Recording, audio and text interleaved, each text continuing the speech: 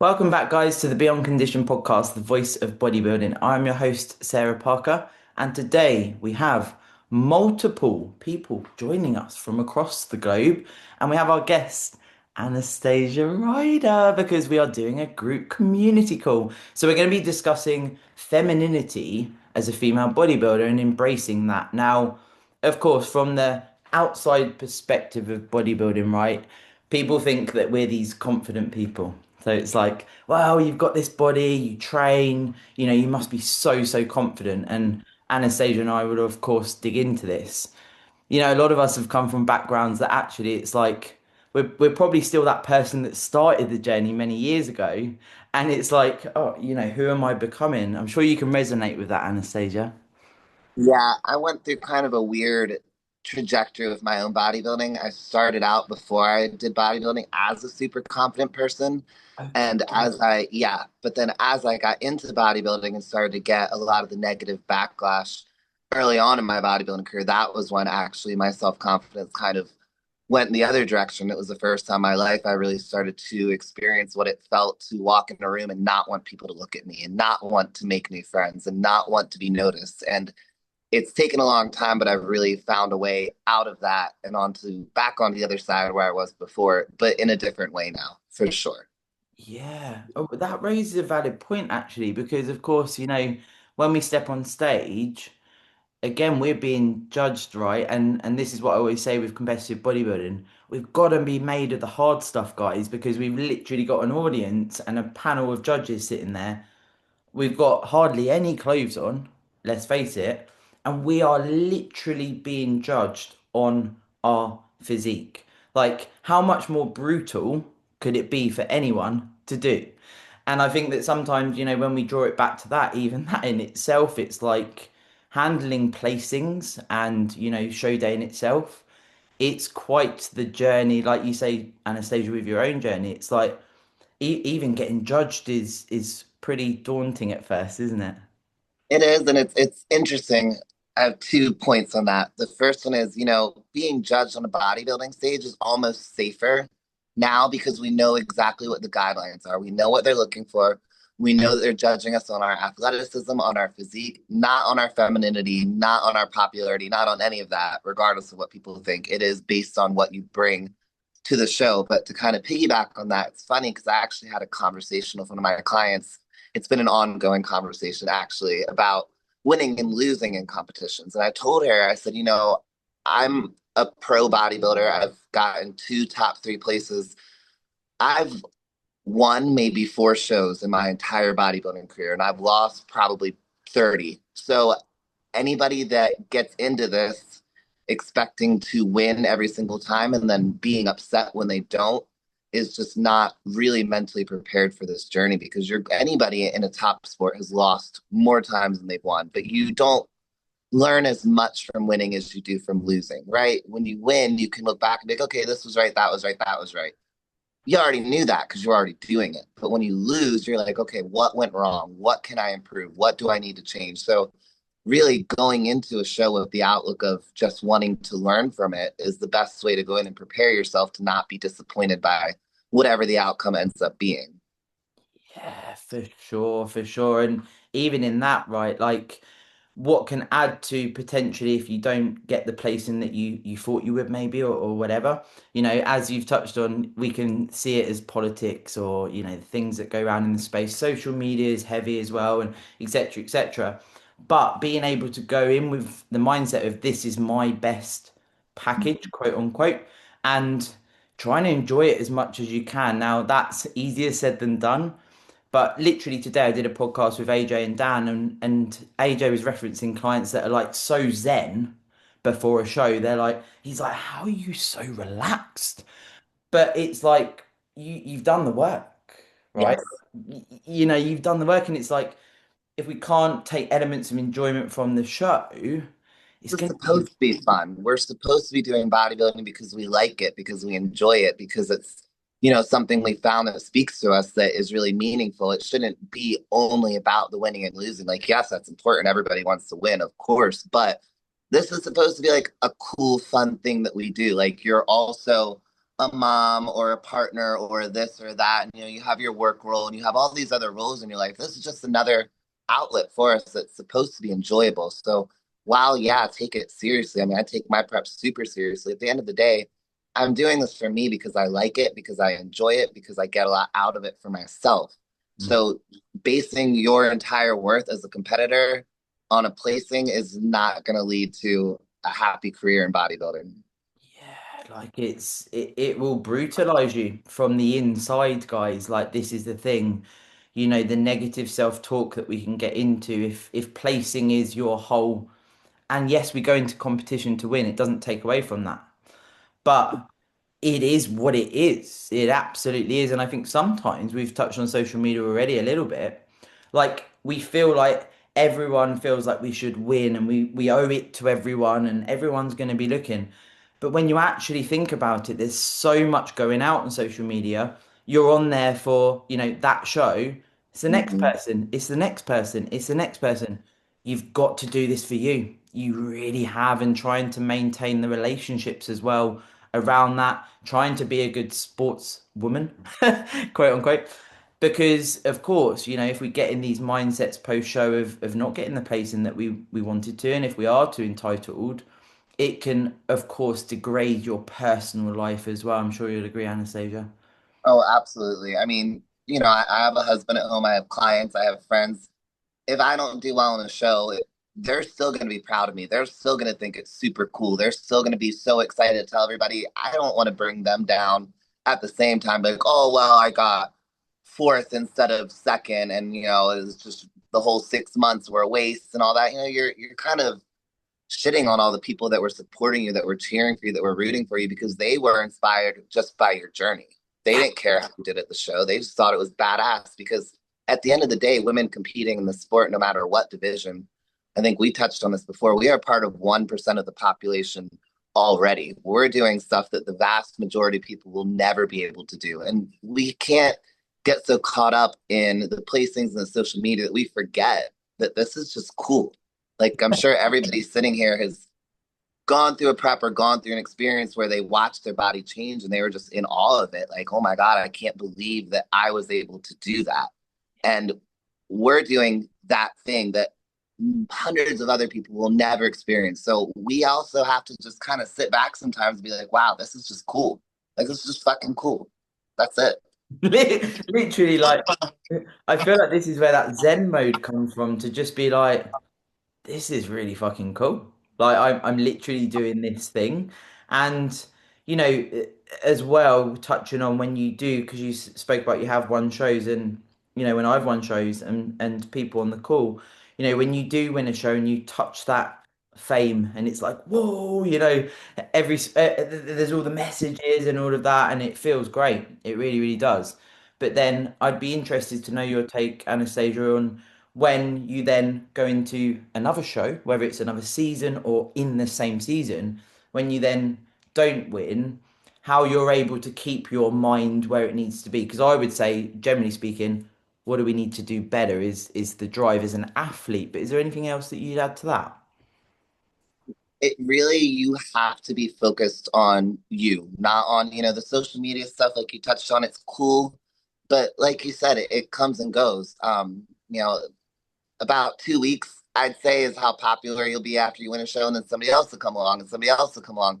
So you can't really look forward to it or get excited about that validation because it's not real validation. The true validation has to come from you realizing that you're doing your best, you're doing what it takes to improve. You personally realize that you are accomplishing what you wanted for yourself, not so much worried about other people noticing it or other people applauding you or congratulating you. Like that's all good and well, but that's not again why we're in this sport. I hope not. I mean, I don't think anybody here is. I'm sure some people are, but for the most part, we're doing it because we love it and because it's meaningful to us. So while it's cool to get the compliments from other people, especially like when I get them, I thank everybody. I appreciate it, but I don't let it affect or change me or make me think I'm different or special or something more than I am. I'm still me. I'm still everything I always was, and I'm going to continue to be that and not get excited by those compliments because if you do that, then when you don't have those coming in, you feel like you failed. And that's not true. If you got on stage and did the best you could do, even if you came in last, you didn't fail. It's not about that. Mm, yeah. And even sometimes rerouting your journey, like if it's not the right time, making that judgment call, because the external validation, if you are in a preparation or whatever phase you're in and you need to reroute, remember that's up to you. Like nobody else is putting in the work. And I think sometimes we can get wrapped up in like, if you were gonna do a prep and then you think, actually, this isn't the right time, we have to take acknowledgement So within. so much respect for people that do that. I've seen so many competitors over the years start a prep and say, "Hey, I'm just not here. I'm not here mentally," and they'll step back and then they'll prep again and they'll start winning all these shows they never did before. Like I've seen that happen with so many people. I remember Keon was one. Yeah. I knew Keon personally back in the day, probably like 5 or 6 years ago when he was still an up and coming pro. And he had a lot of issues with food. He had a lot of issues with mental health. He had a lot of really big problems. And he made it to the Olympia that year and he got last place. And that was when he kind of said, okay, I'm going to shut it down. I'm going to fix what's going on inside of me. I'm not going to prep again until I'm good up here. And now look at him. He's the Yeah. best in the world over and over again. But he took that time to say, hey, I'm not ready right now. I'm not mentally here. And people were upset and they were like, oh, we want to see you on stage. We want to see you on stage. And he just didn't reply. He just did what he needed to do. And that ended up bringing him the best version of himself possible. Yeah, we spoke about this when you came over to visit, like the relationship with food, the mental health side of things that you've touched on there for him. And I talk about it, sometimes I talk about it on the pod, and I think I really hope to resonate with people and actually not just be rambling on about these, topics as such, but the relationship with food, the relationship with your body, all of these things, the more and more you can work on that internally, like we were saying this, Anastasia, weren't we? Like the freedom in your mind, it absolutely directly correlates with what you can bring to stage. It absolutely does, time and time again. And as you've just given that example, like I've seen people step away from stage for like 10 years Mhm. because it's just not right now is not the right time. Then they realize, okay, I've got to unpack a lot here. In and you're suddenly in the depths of working on, mental health and things, and then you can come back with a free of mind. But it takes a pair of fucking balls, and it is hard. It is. It's working on yourself is the hardest thing we'll ever do. But I really think that bodybuilding kind of opens that door for a lot of people because you've already had the practice of working on yourself internally. And as you go on in this journey, you start to realize just how much your mind is connected to your physique. I think we all sort of know it, but the deeper you get into bodybuilding, I mean, you can literally see when you're close to a show and you're stressed out about something in your personal life, that reflects on your physique. And it's obvious when you're close to a show, it's not so obvious when you're not, but those effects are still happening. If you're stressed out, if you're tired, if you're anxious, you're not going to be able to do everything to the best of your ability. It's just not reasonable to do that. Mm. So bodybuilding will really expose those mental health issues that we may have. I know it has for me time and time again. It showed me things that I didn't even know I needed to work on. But because of that, I was able to address it because I was able to see it and understand where I needed to improve in that realm. Yeah, and it's being brutally honest with yourself, isn't it? Because of course, right, you can pick something up. Maybe you're in a prep and you come out the season on reflection, you're like, I was really becoming quite neurotic with X, Y, or Z. And then Mhm. you can either look at that and take ownership for it, you can continue. And I'm not saying you can't be successful with, the mental health things that You maybe, definitely can. You definitely can. But yeah, you have to see them and you have to understand them and you have to be aware of them. I mean, we have Romana who is PTSD. I have a lot of friends that have a lot of mental health issues that are great competitors. yeah, But at the same time, they have full awareness of those issues. They're very self aware. They do things that they need to do to protect their mental health, protect their space. I know a lot of people don't have conversations with certain people when they're in prep because they just know it'll send them over the edge, like little stuff like that. Just making sure that you're protecting your own mind during the whole process. that's so important. It is because, of course, anxiety can actually even heighten during a prep, maybe even in an off season as well. But It definitely heightens during a prep, especially if you're taking all the stimulants and clean and all that stuff. You're like all the time. Yeah, yeah. Like, for the assisted athletes listening and on the call, when you are using things like stimulants, sometimes you don't, we were sort of saying about this, weren't we, when we met up? It's like you don't really sometimes realize how much of a hole you're in. And even naturally, right, when you're so tunnel vision, it's like all you can see is that date, right? Like the whole world could collapse, but you've got that date in your mind and you don't realize sort of who you're becoming. And what I love where you said there, bodybuilding uncovers things. I Mhm. feel like, right, and this is my own thought process, and I'm not trying to be, too opinionated, but I feel like it uncovers maybe who you are at those depths. When you are on your ass, like who do you become and who do you want to become? If you become someone that is not where you want to be, if you don't want to revisit that, that's your choice to work on that. Again, it's brutally honest with yourself, isn't it? And that's, I'm not saying it's easy, but it's like why do you become like that at the tail end of a prep? Yes, it's hard, but the gratefulness we can show to do this is it still can be there. It absolutely can. Again, it's a choice, isn't it? It is. I think we've all had experiences too in prep, especially close to the end, where we'll look back on something we said or did and been like, oh my God, like that, what a monster. Like, that's not me. I don't talk like that. I don't act like that. Like, you're going back and apologizing to people. And, I went through that my first couple preps, and it really made me realize that that's not who I want to be. Like, okay, I'm stressed, I'm tired, I'm hungry. Why does that now equal being impatient with people that aren't in that situation? Why does that equal snapping at people because they didn't hear what I said the first time or something stupid? Like, it's all those little things that you can choose to become self-aware of through this process, because it is hard. Prep is very, very hard. It's one of the hardest things you'll ever do. I had a client that worked with me. She did 4 shows with me, and she was diagnosed with cancer later, and she had to go through chemo. It was stage 3. So she went through the whole chemo process, and she said that being in chemo, multiple radiations of it, was the same feeling as when she was close to a show. So that's how much stress and pressure we're putting our bodies under. So it really makes it hard for you to have that fake personality and have that, pretend to be friendly when you're not, pretend this, pretend. You can't do it anymore. You're exhausted. You have to. So the real you becomes exposed. And you have a choice after that when you see that real side of you. What do you want to do with that? How do you want to address that? Do you want to address that? Does it need to be fixed? All of those little things. I know for me, I've changed a lot during my preps. Every prep I have my goal for the competition and all that. But I also always have another goal, which is to remain as normal as possible with my interactions with people. And every prep I get a little bit better at it, but I'm always very aware. Like, am I snapping at my husband too much? Am I not giving people a chance to really talk when they're talking to me?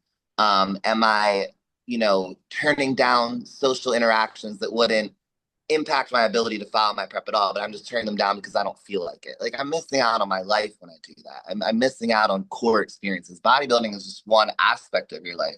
You still have a whole world out there. You don't want to miss out just because, you have a show in 5 weeks. Like, you should still be able to spend time with friends, with family, and not have it send you over the edge. But I know my first couple years competing, I could not master that. It took me a long time to be able to get there. Yeah, because you're like, I can't deal with this. Like, And I put up an Instagram post too. Like, when I used to do preps, I would really like just sequester myself. Like, I wouldn't go out anywhere. I wouldn't do anything that wasn't related to my prep because I thought I was being lazy. I thought that I was, I'm not optimizing all my variables. I should be sleeping whenever I can. I should be getting steps whenever I can. I should be making sure my meals are ready. I should be doing all these things.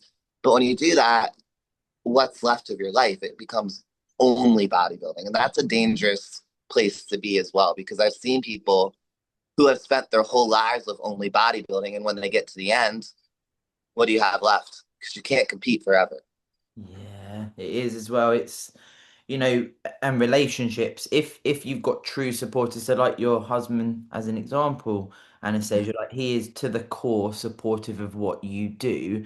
If you were to just shut him out, for really long periods of time and not communicate, like that just harms someone that loves you so unconditionally and supports you just because you're in the prep mindset. Now, to reframe that also, it's, and me and Matt were actually talking about this today.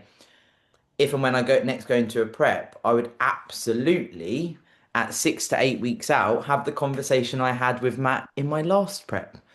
Look, G, it's time for me to go dark. Like things are gonna be different because and this is the thing, it's not that I'm switching off and I don't love him or anything like that, because that's not the case. But there comes a point where physiologically and mentally that things are heightened, that you haven't got the availability there. Have the conversation, right? Like if you've got those supporters, just lay it on the line. Look, from here, you know, this is me, I'm gonna do my best. And communication really will go a long way. Like I make sure whenever I start a prep, if there's somebody new in my life that hasn't been around for preps before, I'll explain to them what it looks like. I'll explain, what it's going to be like for me, how I'm going to feel, how my energy is going to be. I don't, tell them don't expect this from me, don't expect that, but I just give them an idea of what it's like because again, most people have no idea and they really won't until they go through it, but you can still communicate with people and kind of let them know where you're at. One of my best friends is a pro power lifter and she's never dieted hard for anything. She doesn't have to.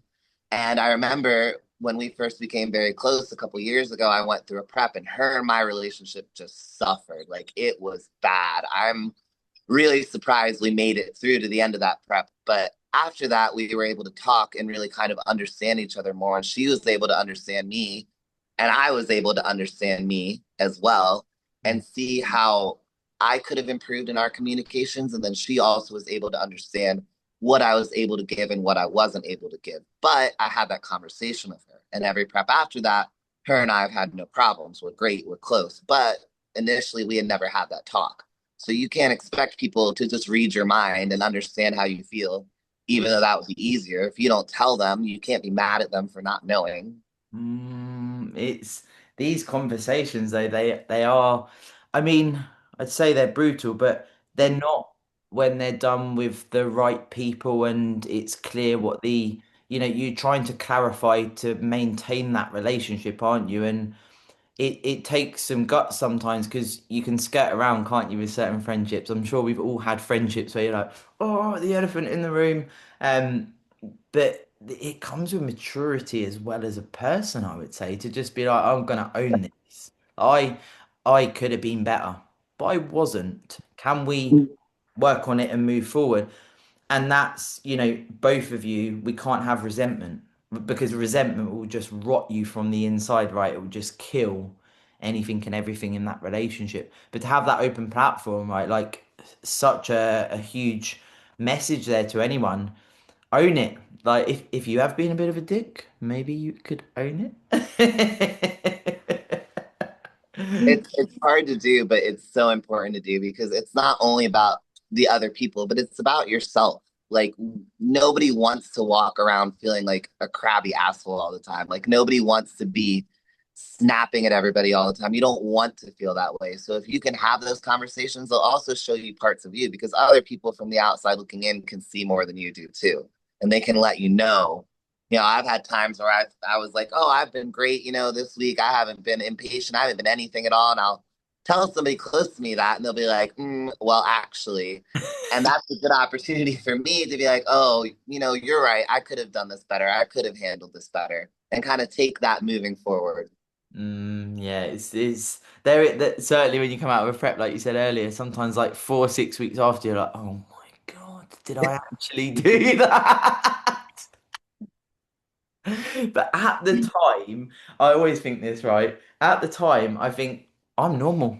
I'm absolutely fine. It's everyone Yes, else. everybody else is the problem. I can see all of you resonate with this because it's like you just, and I feel like really like you can sort of, like I'm doing there, sort of take the piss out yourself a little bit because again, what we've spoken about here, placings that we started talking about, it does weigh heavy. Of course it does, because we're pouring everything into this. Having the interactions you have, that weighs heavy. You can see how this becomes this like weighted backpack, and you're adding weight and you're adding weight and you're adding weight. You're also getting leaner and leaner and leaner for a prep, and it's like it feels like the weight of the world is on your shoulders. But I feel like, bar experience, because with time we can understand this more. it's being able to sometimes sit in your own mind as well and maybe take snapshots of time to just go for your steps on your own, or of an evening take some time out to yourself to just almost decompress what's going on. And it's hard when physiologically things are changing because maybe it's your first prep as well, right? Like you don't really know what the hell's going on. It can feel the chemotherapy being a correspondence, right? Like your immune system is getting taxed, your central nervous system is getting taxed, and we can all put that brave face on, but sometimes it's that, giving yourself a bit of time to yourself as well. Would you say you do that, like have time on your own as well, Anastasia? I always make sure I do that. I people make fun of me because of how early I wake up to do my cardio. I get up at 2:30 every morning, get to the gym by 3, do my cardio, have a little bit of time to myself before I start my day of clients. But I love that because that way I can start my day off with kind of grounding myself, doing something for myself, getting my mind where I need it to be, planning out my day, planning out my interactions with people, thinking about things that happened the day before and kind of analyzing them and figuring out what I need to do to move forward in those situations. It's time for myself, and I really love that part of prep, honestly. But doing that will really set you ahead if you're just taking that time to kind of reflect, like what you were talking about, just to make sure that you're in touch with your own self. Yeah, it's woo woo until you understand it, and you're like, no, this is pretty cool. It's pretty magical. Now, when we talk about the femininity side of things, Anastasia. Now, of course, this is multifaceted to anyone listening or anyone on the call today as to what that looks like. And I actually, I don't want to say called it out, but I did a reel saying that, people could assume that my category, bikini, compared to Anastasia's category, women's bodybuilding, you could think that, well, I wouldn't get trolled. I'm bikini, right? But I still get shit. I do. And this is Any where I amount of muscle will do it. Any muscle. yeah, this is, broad spectrum across all of the divisions, and that's important to highlight because again, you could easily think, well, it wouldn't be bikini division, it wouldn't be even figure maybe, but it is. It's all of us because like you say, any muscle or any difference to what a female is, quote unquote, in societal norms. And of course, when we backtrack, societal norms outside of bodybuilding is a woman should be X, Y, or Z. Now, obviously, 2026, we bring it into this area. I mean, anyone is whatever they want to be, right? But I feel like, when we look at the conflict we can face, the sort of abuse we can face, whatever we want to frame it as, what would you say over your journey of, from the start where you spoke about, you started to think, well, I don't want people to look at me, and you were confident. Would you say that it's generally over time that you've got better at dealing with conflict, or has there been like pivotal things that you could share that's helped you just be like, this is me, this is who I am, this is me as a female bodybuilder? It's definitely been a journey in that mindset. I've never at any time felt like I wasn't feminine. I've never felt that way. But the way people have reacted to me has often in the past really unsettled me and made me feel like I'm being perceived as less feminine, which does bother you, especially if you're, born being super feminine and feeling like that's your path in life. When other people look at you and they call you sir over and over again, you're like, what the fuck? Like, I don't understand why this is happening. And it used to really, really bother me. And then I kind of went on this journey with myself. I was like, okay, you've dedicated now 10 years of your life to bodybuilding. You love this sport. And I'll sit and think, I said, I love how I feel. I love how I look. And who's to tell me that that's not feminine? What is femininity? Before we got on the Zoom call, I Googled what is femininity. And it's a very non-definable thing. Even by a definition, it says it's developed by culture norms, it's developed by society, it's different in every part of the world. So while I'm not feminine here, if I had grown up like in a warrior tribe in Africa, I still would have been fucking feminine. Those girls are out there like beating people up and shit. So Yeah. it's really like you can't let other people define what femininity is to you. Other people are going to have their own set of ideas and their own set of views, just like we all do. But I would rather sit in my views that make me feel confident and make me a better person and make me a better friend, a better partner, a better bodybuilder than focus on the views that other people who don't know me and don't understand me and haven't lived my life might have of me just by looking at me. Yeah. You don't know anything about me by looking at me. You have not, I don't know anything about you. So it's not really intelligent to make a call about somebody's femininity or masculinity just by looking at them and how they present themselves. Because femininity is defined by you. If you feel feminine, guess what? You are. That's it. Nobody else gets to tell you that. Mm. It's up to you. And you can be feminine in girly clothes. You can be feminine in like big oversized clothes. You can be feminine in your bikini and your gym clothes. It doesn't matter. It's you. It has nothing to do with how you present yourself. It's something that's inside of you. If you are feminine, you are, and that's it. And nobody can tell you whether you are or aren't. Only you can. Mm. Yeah, it's so internal, isn't it? It's like, and I always reference this, you're the loudest voice in any room because whatever's in here is gonna monopolize your thoughts because it's your brain. You can put on a brave face, right? We can all do that in certain scenarios, but it all comes down to what's in here and what's going through your own mind. And I have to praise you, and I said this when we met, when we had that reel go viral where Anastasia come on the podcast, right, and we're talking about mental health, the exploration into redemption for yourself, going through a season and going through placings and how you got through that mentally. So of course that's an act of doing something for our community. Then this reel goes viral. It's nothing to do with steroids, it's nothing to do with femininity. And of course, we receive hundreds of trolls that wanted to give their opinion. Now, the reason I want to commend you on top of, holding your own is that you were literally about 2 days post show. And you all you did was, and this is a message for anyone that does get this type of abuse, we can call it abuse, you were just like, I really hope that you're happy with your life, or I hope that you can move on. And there was never any, you weren't attacking, you weren't biting, you were just trying to give off of the kindness. And I don't feel like that's an act with you, Anastasia. I feel like that's genuine because you're just like, these people. I mean, you had death threats, right? That's not okay, but No, you still showed up with, who you are. You're not going to let anyone bring you down. I mean, that's a huge statement. If you think, right, anyone receiving a death threat, that is not okay.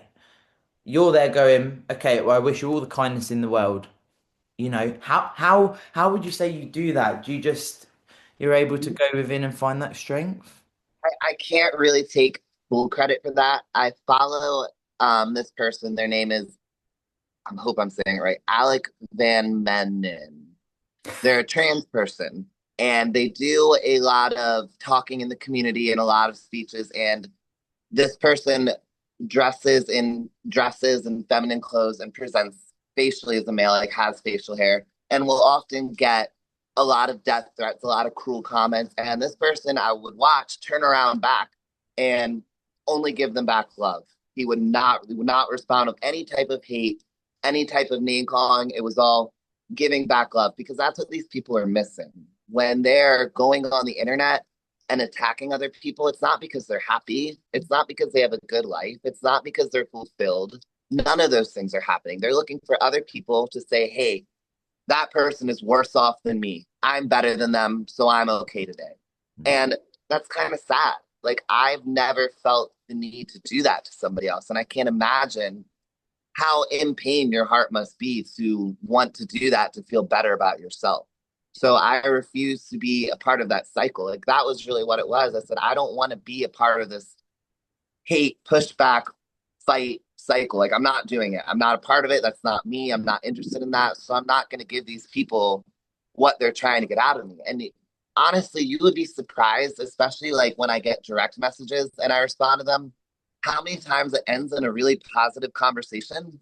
Like Mm. I've had people message me like the meanest shit ever, and I'll just message them back like a normal person. I'll just talk to them and I'll ask them, why do they feel that way? Why do you feel the need to say that? Like, what's going on? Like, what, like, who hurt you essentially? And I would say 90% of the time, those conversations end on a good note. The person will be like, well, your look really isn't for me, but I understand why you're doing it and I respect that. And Mhm. that's all we really need. I don't need you to think I'm great or sexy or any of those things. I just don't want to be treated differently. And I've really been able to accomplish that. Like even when I'm out in public and I'll have people stare at me or whisper at me, I'll just walk right up to them and start talking to them. And I've never had a bad interaction from doing that. I was telling Sarah on another podcast, I got stuck in a Wawa at gas station here, a Wawa at 3 a.m. in the morning, showing these girls pictures from my last competition because they were staring at me when I was getting my coffee.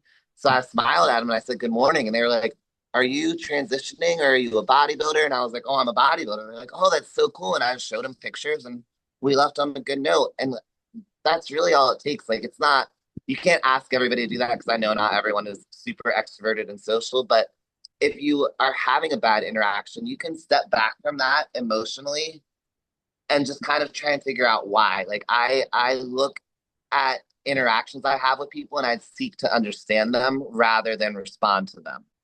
And Nice. there's a lot of power in seeking understanding versus figuring out how you're going to respond to this. It's much easier, much more fulfilling. Yeah, I love that. I love that because yeah. I mean, the intrigue in our mind can be like, okay, like why? Like, what's going on in their world that would cause them to be like that? I feel like as well, and I don't know your thoughts, Anastasia, but like, so I've had some interactions. The more muscle I've gained, it's been more recent. But I've had some interactions with like people looking at me, particularly on holiday. I feel like there's certain countries like Turkey or something, they're just like, even if you've got a delt cap, and I'm not saying I have as much muscle as you, Anastasia, but even when they see like a delt cap and a bit of a bicep, they're like, whoa. Now, the in my mind, it's like, so I could go, those people are staring at me, they're thinking I'm not fit, and my mind could go into a negative spiral, or, and this is what I combated on my last holiday, those people are looking at me, probably look different to other females they've seen. That's okay. I'm really fucking happy with how I look. And you just move on with your day. But, I feel like we could absolutely become like heightened in thinking that everyone's thinking negatively. Everyone's, and you know what I mean with that? Really got to that point a couple years ago, which is why I did so much work to change that because I would be afraid to I wouldn't want to go to the grocery store anymore. I would order my groceries because I was just tired of thinking everybody was staring at me. I wouldn't go I didn't get my freaking car registration updated for like 6 months past the point I needed to because I just didn't want to go in the DMV and deal with everybody staring at me. And I realized that my anxiety and fear about how people were going to look at me and talk to me was now impacting my ability to live my life normally. And Hmm. that's not how I want to live. That's not something that I want to be like because I have always been very social, very extroverted. I love talking to people. I love meeting new people. And I didn't want my inner brain, the things going on in there to take that part of myself away from me. So I really just stopped. I was telling you, if I see somebody staring or looking at me, I'll just walk up and smile at them and say hello. I mean, it's what are they going to do? Scream at me? I've never had that happen. I've never had a single person interact negatively to me in person when I've talked to them. Not even once. Most of them are just interested. They're just confused. They don't understand. But at the same token, if somebody sees you in public and they're interested and they don't understand and you mean mug them because you think that they're talking shit about you or judging you and you just glare at them, they think, okay, well, everybody with muscles is stuck up, selfish, or cruel, or all these things. And now you're creating even more of a barrier for yourself and for everybody else that's just trying to live their life normally. Yeah, I feel like it's that sort of badge of honor to be a female bodybuilder and sort of fly that ship. I mean, because of course, as I said at the start of the call, your look is so unique. Like it's fascinating. Like I love. Like I say to Romana, I'm like, and you, when I'm with you, I'm like, I'm gonna stare at you because I love females with muscle. I love that you're both very unique, and that comes with an intrigue in mind. And that could be what other people are thinking, right? Like, I love seeing other female bodybuilders. It's fascinating to me training, doing what we're doing. It's just so cool because I'm still that little Sarah that's like, will I ever get muscle? And I think a lot of us are like that. And if we actually take a outside perspective, seeing even a female with a delt cap, like that's not like you said at the start of the call, we're 1% who compete. Like it's not something you see. Like if I'm in Sainsbury's and I see someone that's a bit jacked, I'm like, Matt, look, that person, maybe they compete. Shall I go and talk to them? Because you don't see it, do you? Like literally. No, but I really made a lot of girlfriends by doing that because every time I have women that kind of treat me that way, they're the first ones that'll be like, oh, I admire you. I think it's beautiful. I think it's cool. But I also, like I was saying, went through a period of my life where I would see women staring at me and just assume they were judging me and just mean mug them and walk away. And I really lost a lot of opportunities doing that just to connect with people and to make friends because I had decided how they felt about me just because they were looking at me. Yeah. And a lot of that is from negative feedback I got, but you just can't assume that everybody is exactly the same. We're all unique, like you're saying. And you might really inspire somebody like the two girls I did in Wawa that were just going crazy over my bodybuilding pictures. They'd probably never been in a gym in their life, but they thought it was super duper cool. And we can all have positive interactions like that with people if we're open to them. Yeah. And I guess as well, we could talk about the sort of male side of that. So we spoke about it on it's still being edited, guys. An episode we did live. The videographer is known for taking his time, but it will go live as soon as it's ready. However, we were speaking about, how you can sort of feel what's the right word when you get people like sending you DMs or fire emojis. And as I said to you, Anastasia, like I used to think, wow, like these people really like my physique and I'm a bodybuilder. Then I realized maybe they've got some other intentions there, and I'm like, hello, can you be my friend? And then it's like, no, I think they're grafting on you. I'm like, ah. I think sometimes that's quite hard, isn't it, to like find males that are friend in the space because we can have a bit of a guard up to know whether they're a bit. Yeah, I've Like, I'll never forget one of my best friends now, and I actually coach him now. I met him 7 years ago when I owned a gym, and he was still living in Michigan at the time. And he was messaging me because he wanted to join the gym. And he started it out by complimenting my physique. So I was like, okay, thanks. And he kept going and he kept talking to me and complimenting me. And I was like, thanks, okay, like short answers. And finally, he messaged me. He goes, I'm gay, right? I'm not hitting on you. And I was like, oh, okay, cool. So we can be friends now. but But it's always that difficult thing when you're getting messages from guys like, okay, are they genuinely like impressed by the athleticism and the muscle, or are they waiting to be like, so do you have an OnlyFans link? Because yeah. you're likely to get either. But I do try to not limit myself in interactions with, especially like other male bodybuilders. They tend to be pretty safe usually. I have a lot of male bodybuilder friends that are just impressed by what I do and what other female bodybuilders do, and those have been really great, rewarding friendships for me too. Because it's just bodybuilding, bodybuilding friends. We send each other updates and talk about our prep and how much did you lose this week and what are you doing, just stuff like that. But it's cool to have friends in this circle, regardless of gender. Yeah, it's like geeking out, isn't it? I love that. It's like, oh my God, you're a geek too. It is a bit of an exploration. I think it's so individual as well because, of course, like I'm saying, like I get fire emojis and I'd think, wow, I've made a new friend. Other people might get a fire emoji and see it for what it is straight away and be like, okay, that's not that's not a sign of friendship. That's someone grafting on you. And I feel like, if you are in this space and you are finding that you're attracting people to send you DMs or whatever it is, being assertive also. And I'd like you to give that example, Anastasia, when you have someone say something to you in the gym and you say about, I'm married, I'm happy. How do you, could you frame this when we were together? What do you mean, like just with people? If a male's a little bit, I mean, it all goes back to that communication, right? You have to set boundaries with people pretty dead on. I know a lot of the Instagram pages for women's bodybuilding do not like me because I won't interact with them in the way that they want me to. But I'm really happy I don't do that. I feel better about myself by not doing that. And that's kind of like the advice I would give. Don't have an interaction with somebody that makes you feel bad about yourself. Like if you're in a conversation with somebody and you start to feel uncomfortable, you can end that conversation. Like you can end that interaction easily, especially if it's over the internet. You can just say, hey, this isn't for me and exit out of it. If it's in real life, you can really do the same thing. Like, hey, this is making me uncomfortable. I just don't want any part of it. And it's as simple as that. I mean, sometimes, yes, people will persist, but that's when, you get a gym owner or somebody else to come in and rough them up a little bit. But no, it's really just being about communicative and asserting yourself and not putting yourself in a situation where you're uncomfortable. You should never do that, ever.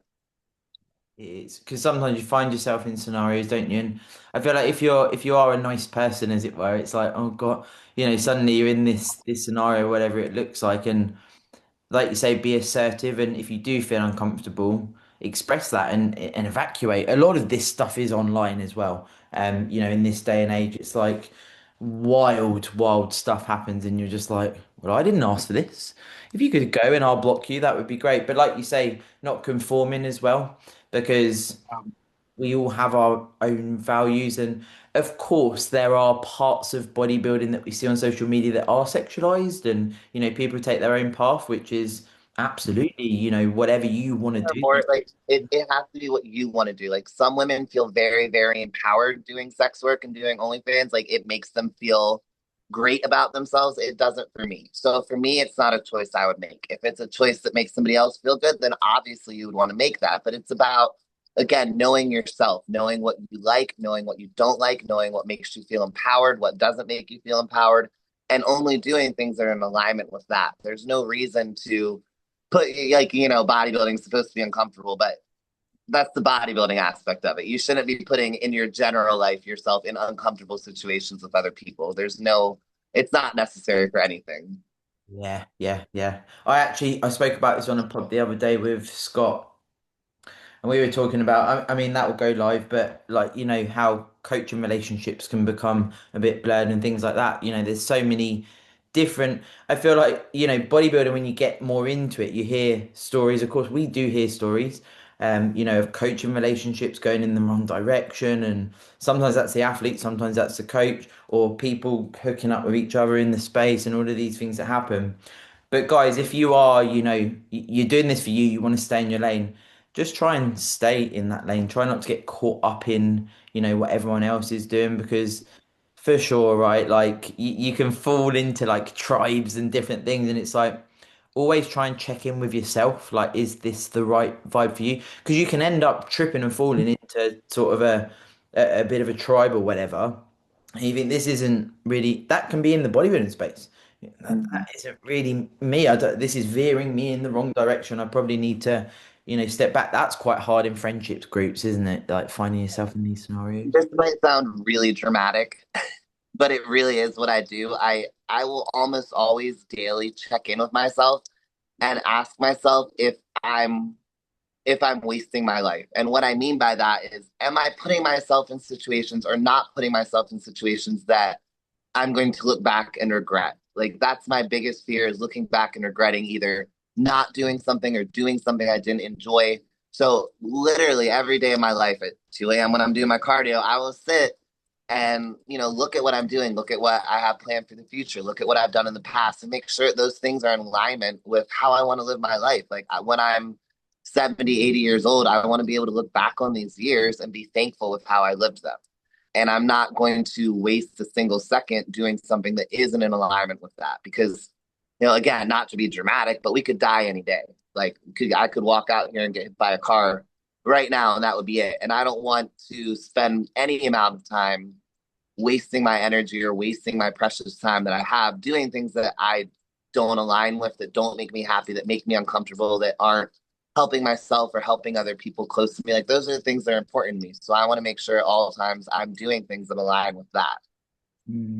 Yeah, because you can find yourself like, of course, it's nice to find this is what we're trying to build here, right? Like open platform and a safe space and a community. Like it can feel almost a bit like I put on my story the other day and we shared it, Anastasia. Like when you do find real people, you can feel a little bit like, whoa, is this the real thing? And you sort of put a toe in and you're like, oh, I'm not sure. And it can feel quite difficult because a lot of us have been burnt in the past, or maybe we're quite isolated individuals, because bodybuilding is very much lending to that, right? You can literally crack on and find yourself in your own space, and it can be hard to let people in, but always just try and be true to you, and that's so important, and that's multifaceted to a certain degree because maybe we don't know ourselves fully, we never will, but anything, guys, that makes you feel uncomfortable, anything in the bodybuilding space,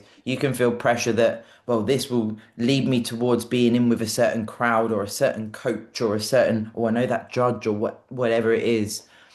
I really don't feel it's worth selling your soul for it, guys. Like, I really don't. It's not worth it. You talk about being burned by people, and I look back at all my friendships or relationships where I was burned, but I realized in those I was not showing up as my authentic self.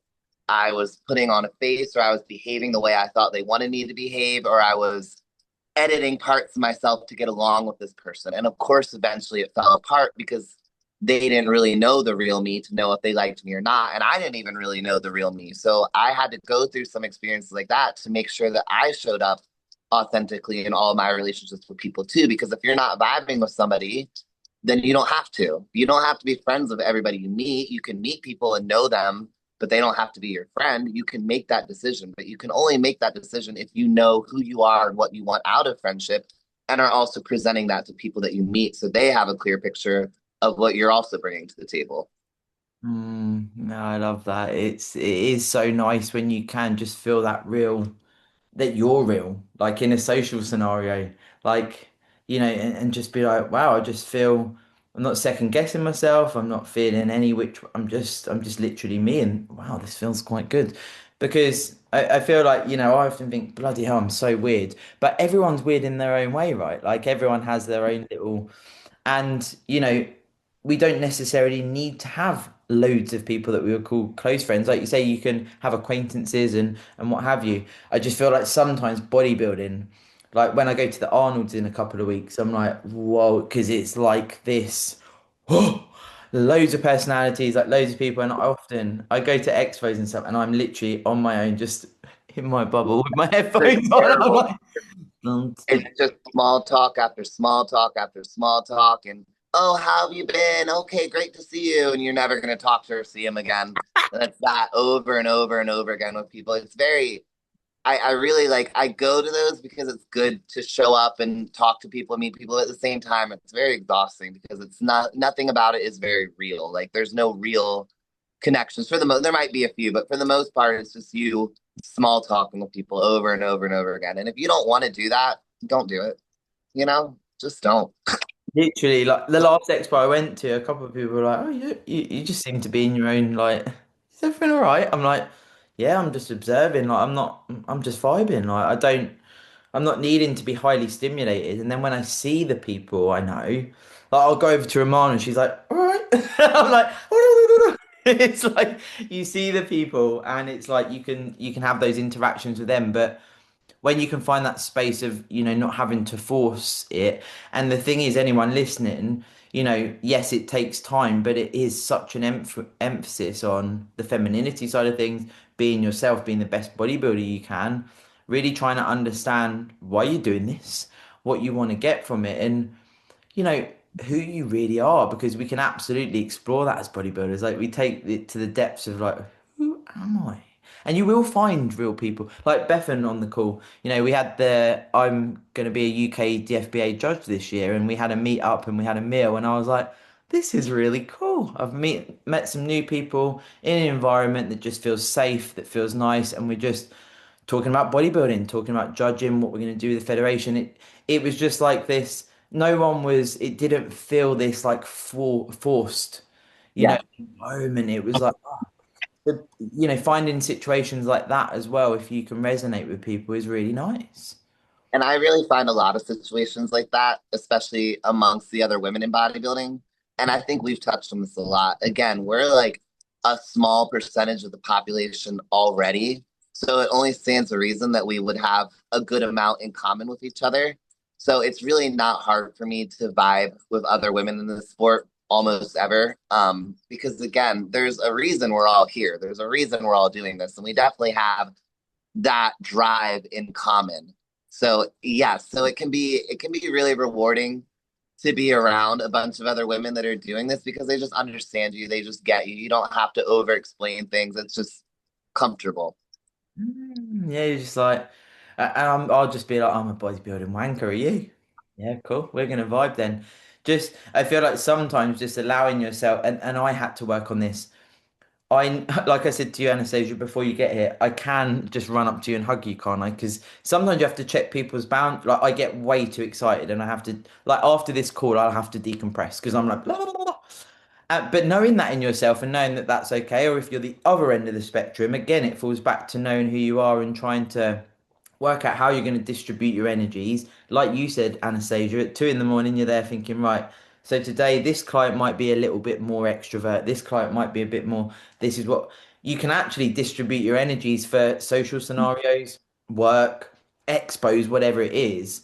Again, being true to knowing yourself and learning yourself because we can easily sort of, I used to feel bad for that I'm this like crazy person around bodybuilders. And then I'm like, well, if it's with the right people, then I don't need to feel bad, but I can tailor it. And there's nothing wrong with that, is there?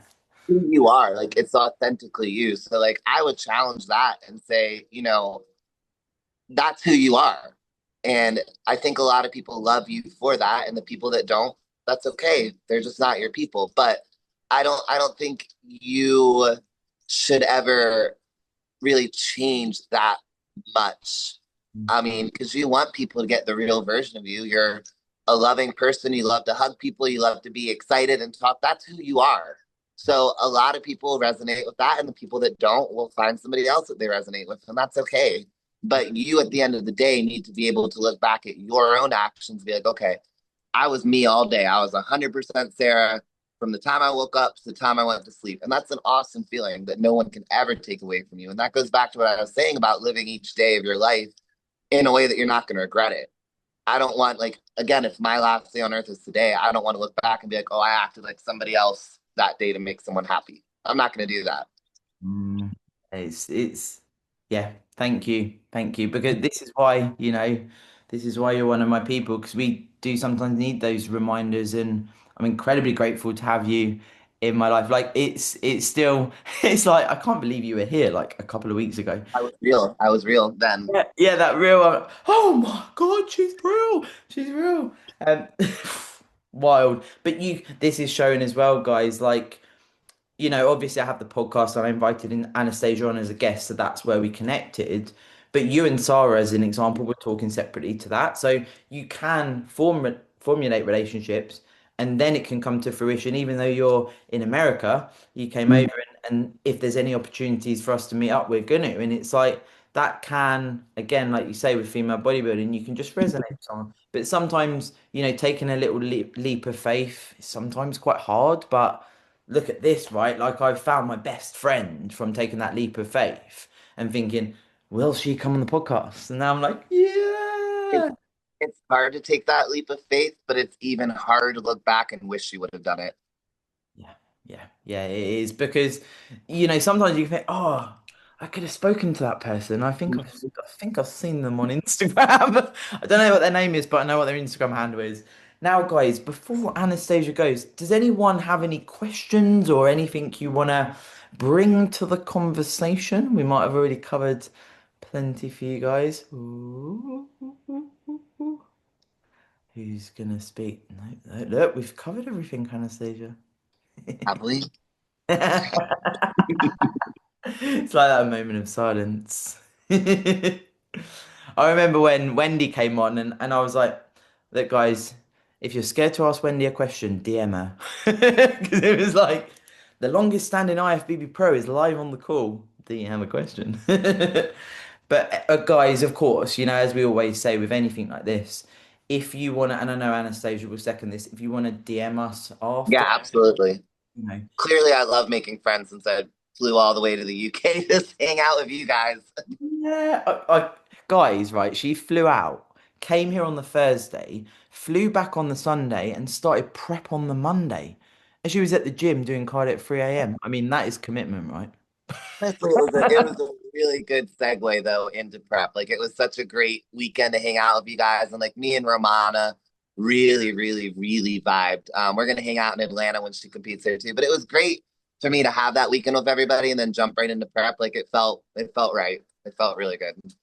I love that because obviously you and Manu as well. It's like two women's bodybuilding. Like, how often do you get that opportunity with And it's crazy women? because her and I, not maybe not too crazy, but her and I have so much in common that I didn't even realize until we started talking. But again, it goes back to we're such a small percentage of people. Of course, we're going to have a lot in common with each other if we're just open to finding that. Yeah, we're opening Romana's perspective of receiving hugs, receiving love. We're like, hi, We Romana. gave like a little one arm hug whenever I left for the bus stop when she Like, dropped me off. It was cute. It was good. I was like, yeah. yes, bro. I love it. I love it. Well, of course, guys, if you do want to send Anastasia and me a DM, anything at all, anything you want us to expand on, whatever you need, whatever you want, whatever you desire, we have got you. This will go live as a podcast as well. So anyone that listens back, if you're resonating, Anastasia is also a coach. I will put your Instagram in the description as well. And obviously, if you're listening on podcast, you can watch this as a YouTube video as well. But guys, thank you for turning up because as I said on the podcast the other day, to build a community, it takes more than me or Anastasia or even, each of us on the call here. If we can all propel forward together, showing up is huge because when I look at getting other guests on, I can say, these are the sort of numbers that turn up, these are the topics we discuss. And that gives a little bit more weight for me being able to continue doing the webinars, which I'm sure you'll understand. So it means a hell of a lot. So thank you. And thank you, Anastasia. Thank you. My G. I love you. Love you. Thank you guys. Bye, guys. Bye. Thank you. Bye. Bye bye.